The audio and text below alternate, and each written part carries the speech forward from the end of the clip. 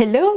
Salut, chers passionnés de cuisine. Aujourd'hui, je vais te dévoiler les 5 erreurs fatales que beaucoup commettent quand ils veulent se lancer dans un projet professionnel autour de la cuisine. Et donc, si tu veux transformer ta passion pour la cuisine en un métier rentable et épanouissant, reste bien jusqu'à la fin parce que j'ai plein d'astuces pour toi. Alors c'est parti, on commence tout de suite. Erreur numéro 1, ne pas avoir de stratégie claire. Peut-être que tu te dis que ta passion va te suffire pour te lancer dans la cuisine et en vivre. Mauvaise nouvelle, sans plan, tu vas t'éparpiller, je le sais. Pour vivre dans la cuisine, il te faut une vision claire. Il faut que tu saches où tu vas. J'aime bien cette image du bateau. Quand un explorateur qui part en bateau, même s'il ne sait pas exactement où est-ce qu'il va atterrir, il a un cap. Il sait dans quelle direction il veut aller. Si tu ne sais pas dans quelle direction tu veux aller, comment veux-tu y arriver ? Comment donc définir une bonne stratégie pour lancer ton activité professionnelle autour de la cuisine ? Il faut que tu connaisses précisément tes objectifs. Est-ce que tu veux animer des ateliers de cuisine ? Est-ce que tu veux vendre des produits crus ?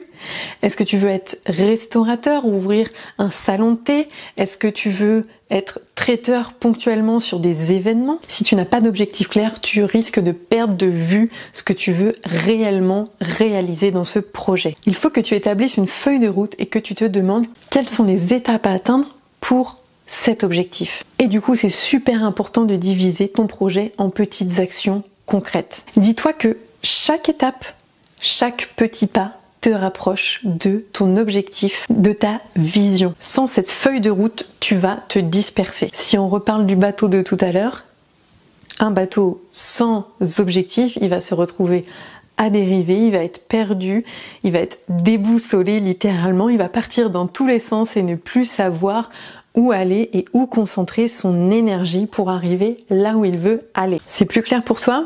Ok, maintenant que tu sais pourquoi la stratégie est indispensable, on va parler de l'erreur numéro 2 au sujet du matériel. Alors oui, tu peux faire de la cuisine avec un simple mixeur en pied et le robot coupe de ta grand-mère, ça peut fonctionner, mais si tu veux te lancer dans un projet cuisine professionnelle, il va falloir que tu investisses correctement dans des machines qui tiennent la route. Attention, pas besoin d'investir dès le départ des milliers d'euros dans 5 blenders si tu fais des ateliers, c'est vraiment pas la peine. L'idée c'est vraiment pas de t'endetter dès le départ, mais plutôt d'investir intelligemment, vraiment en fonction de tes besoins, dans des outils qui vont vraiment t'aider à gagner du temps, à être productif. En te faisant bien conseiller, tu peux avoir un équipement qui va te durer pendant des années, sur lequel tu peux vraiment avoir confiance. Par exemple, plutôt que d'investir dans le blender dont tout le monde parle, va chercher des retours d'expérience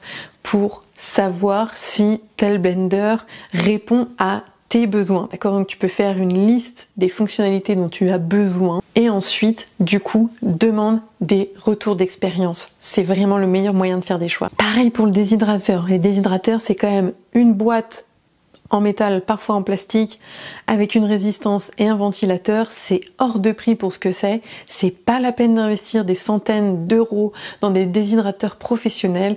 Commence avec du matériel simple. Par exemple, moi j'ai un BioChef 12 plateaux qui me convient très bien et qui est quand même relativement accessible. Tant que tu as pas mal de plateaux, tu vas être gagnant dans l'histoire. Voir le bon matériel dès le début, ça va t'éviter de payer une machine et d'en racheter une autre, etc., etc. C'est pour ça que je t'invite à te faire conseiller, à demander autour de toi, à faire fonctionner le bouche à oreille.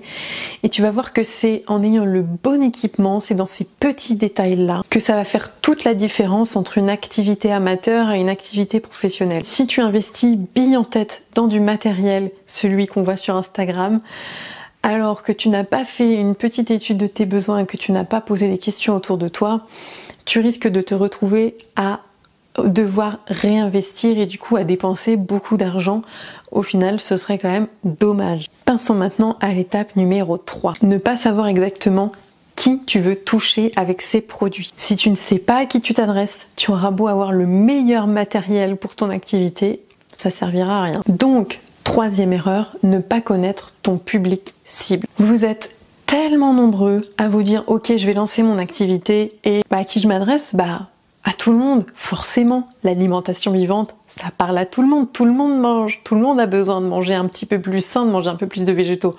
Oui, dans le fond, je suis d'accord avec toi, mais non, tu ne vas pas toucher tout le monde, ce n'est pas possible techniquement, d'accord ? Pense à ton oncle qui se moque de toi parce que t'es devenu végétarien ou vegan, que tu manges des carottes. Non. Oui, même s'il devrait, c'est pas lui que tu vas toucher, d'accord ? Pense vraiment à qui sont tes clients chouchou, tes clients idéaux. Imagine, j'aime bien cette image du restaurant où tu te dis ok, je vais aller dîner au restaurant et là tu regardes sur internet quels sont les restaurants près de chez toi et tu vois 2 restaurants, il y a un restaurant mettons italien et l'autre c'est un restaurant Gloobie-Boulga dans lequel tu vas avoir des plats, mettons, chinois, des plats mexicains, des plats marocains, de la cuisine française, où tu as tout dedans, d'accord ? Qu'est-ce que tu vas choisir ? Tu vas te dire, oh bah non, celui qui fait tout, il fait forcément ça mal. Donc je vais aller chez l'italien, ça devrait être meilleur. Eh ben, figure-toi que c'est pareil pour ton activité. Plus tu vas savoir à qui tu t'adresses, et plus ton activité va fonctionner, aura du sens, et tout sera fluide au final. Connaître ton public, c'est à la base de toute activité professionnelle. Ça te permet de créer une offre qui va répondre à leurs attentes, à leurs problématiques, à leurs besoins vraiment spécifiques. Est-ce que tu t'adresses à des personnes qui veulent améliorer leur santé ? À des sportifs qui cherchent des recettes de plats énergétiques, j'en sais rien. Des familles par exemple qui veulent pouvoir manger tous ensemble des plats sains ou encore des personnes qui auraient envie de perdre du poids grâce à une alimentation plus saine et plus végétale. Tu vois là, je viens de te dépeindre 4 personnes totalement différentes avec des besoins totalement différents. Et bien non seulement quand tu connais bien ton public, tu peux créer une offre hyper adaptée, mais aussi, et ça c'est hyper important, communiquer de façon beaucoup plus efficace. Et si tu arrives à parler leur langage, à savoir quel ton adopter dans tes publications, quels mots utiliser pour discuter avec eux, quels arguments vont vraiment les toucher, tu auras mis le doigt dans le mille. Alors qu'à l'inverse, si tu sais pas à qui tu t'adresses, ton offre va être trop générale et elle va parler au final à personne. Résultat, tu vas pas réussir à vendre tes prestations, et ce serait bien dommage par rapport à tout ce que tu as à apporter. Alors que si tu es hyper ciblé, hyper niché, comme on dit, tu vas pouvoir devenir une référence par rapport à la problématique que tu souhaites traiter. Tu vois plus clair là-dessus ? J'espère. Maintenant, erreur numéro 4. Penser que ta passion va suffire pour que tu puisses en vivre. Alors, 4e erreur, c'est penser que tu vas en vivre juste en étant passionné. Non, ça marche pas comme ça. Il y a du travail derrière. Je sais, c'est parfois difficile à accepter, surtout quand on adore ce qu'on fait. Et la passion, c'est sans doute ce qui te donne très envie de lancer ton projet professionnel autour de la cuisine. Mais il faut être juste un petit peu réaliste. La passion, c'est ton point de départ, c'est ce qui va te permettre de garder la tête haute. Mais c'est pas la clé du succès. Être passionné, ça ne va pas suffire pour que tu sois rentable dans la matière concrètement. Et il y a des étapes concrètes à suivre. Ça commence par bien structurer ton activité, les bases de la gestion d'entreprise, avec notamment être capable de fixer des prix justes, structurer des offres, gérer ton temps et tes priorités, et faire un peu de gestion administrative aussi. J'ai vu des personnes ultra passionnées lancer un projet professionnel dans la cuisine, mais au bout de quelques temps, ils étaient désorganisés, ils savaient plus où donner de la tête, épuisés et potentiellement avec des difficultés financières. La passion, elle était toujours là, mais si tu n'as pas cette structure-là qui fonctionne, tu vas pas pouvoir tenir dans le temps. Ta passion, c'est donc ton moteur, mais ce n'est pas un plan en soi. Ta passion, qui est géniale, doit être accompagnée de stratégies et de structures claires pour monter un projet qui tienne la route. Sans ça, tu risques de tourner bien en rond pendant un certain nombre d'années. Ok, je crois que c'est suffisamment clair là-dessus. Passons à l'erreur numéro 5, négliger la communication et la visibilité. Parce que même si tu as la meilleure offre du monde et que tu as bien trouvé ton persona, si tu ne communiques pas, personne ne va savoir que tu existes. Donc dernière erreur, négliger la communication et la visibilité. Tu n'imagines même pas à quel point je l'entends souvent. Ah oui, je suis passionnée, j'ai tel projet, mais la communication, le marketing, tout ça, ça ne me parle pas. Et moi quand j'entends ça, j'entends ok, j'ai envie d'aider les gens, mais je veux pas me faire connaître. Donc je veux pas vraiment les aider finalement. Parce que je sais, pour beaucoup d'entre vous, le marketing, c'est un gros mot, d'accord? Sauf que quand tu retournes à l'essence de ce qu'est le marketing, ce n'est pas forcer la main des gens pour leur faire acheter des choses dont ils ne veulent pas. L'essence du marketing, c'est avant tout de se faire connaître et que, oh, quelqu'un ait entendu parler de toi, au moins une fois. S'il a entendu parler de toi au moins une fois, s'il entend reparler de toi une deuxième fois, qu'il n'a pas oublié entre-temps, il y a une petite cloche qui va s'allumer. Ah tiens, je connais un tel, oui, j'en ai déjà entendu parler. Et le chemin est beaucoup plus à même de se faire. On a souvent ce petit travers de se dire non, je ne veux pas parler de moi. Ou alors, je vois aussi hyper souvent, ah bah ça y est, j'ai publié mon site web, ah, j'ai publié mon post sur tel réseau, ça y est, tout le monde en a entendu parler, je n'ai plus rien à faire. Oups.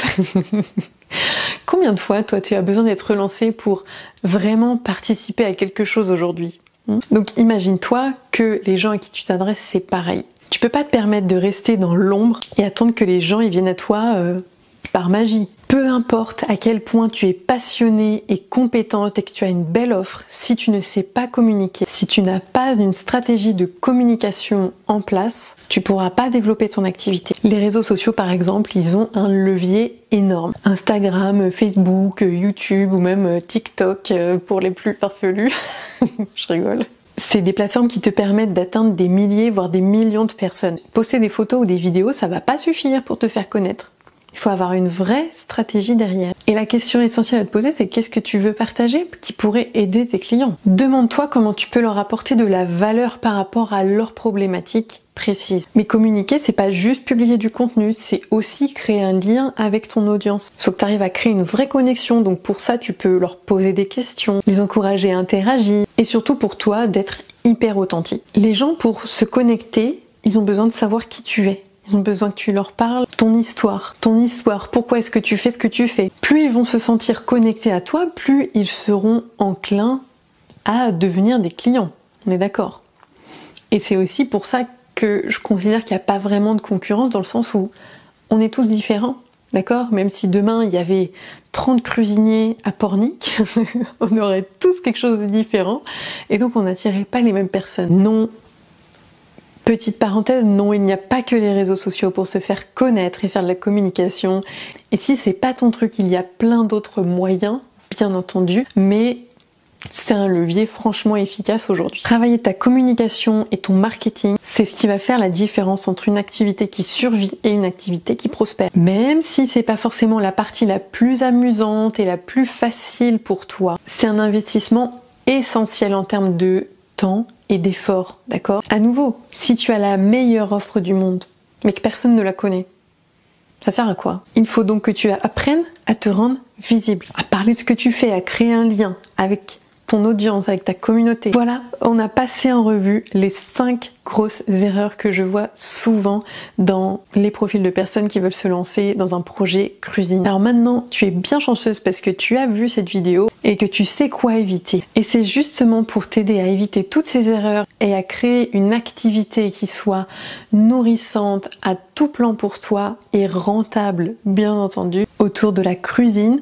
que j'ai créé la formation Émeraude. Cette formation est conçue spécifiquement pour les gens comme toi qui veulent se lancer et faire de la cuisine leur métier. Et oui, tu peux en vivre. Et oui, il y a de la place sur le marché. C'est un programme complet qui t'accompagne mois par mois pour que tu progresses sur tes objectifs chaque semaine. Donc que tu manques de confiance, d'organisation ou que tu doutes sur la rentabilité de ton activité, tout est prévu dedans pour te guider dans la bonne direction. Mon objectif avec Émeraude, c'est vraiment de te passer la main pour que, après toutes ces années d'ateliers que j'ai animés, toutes ces expériences en traiteur et en restauration, je puisse non seulement t'éviter toutes ces erreurs qui m'ont fait perdre beaucoup de temps, mais que toi tu puisses réussir à structurer correctement ton activité, aller chercher tes clients et tout simplement vivre pleinement de ta passion. Tu auras accès à des outils concrets, des stratégies efficaces, des conseils pratiques. Tu auras littéralement toutes les clés pour transformer ta passion en une entreprise qui fonctionne. Si après avoir vu cette vidéo, tu es prête à passer à l'étape suivante et que tu as envie d'être accompagnée par les croquants, je t'invite à nous rejoindre dans la formation Émeraude. Clique sur le lien dans la description pour en savoir plus et surtout n'attends pas parce qu'on prend que 12 personnes par session et il y a un maximum de 2 sessions par an et on a déjà une belle liste d'attente. Alors un grand merci à toi d'avoir regardé cette vidéo, n'oublie pas de la liker, de me poser tes questions en commentaire ci-dessous et de me mettre un petit pouce bleu si tu l'as trouvé utile et que ça t'a aidé. Et moi je te dis à très bientôt pour d'autres conseils sur la cuisine.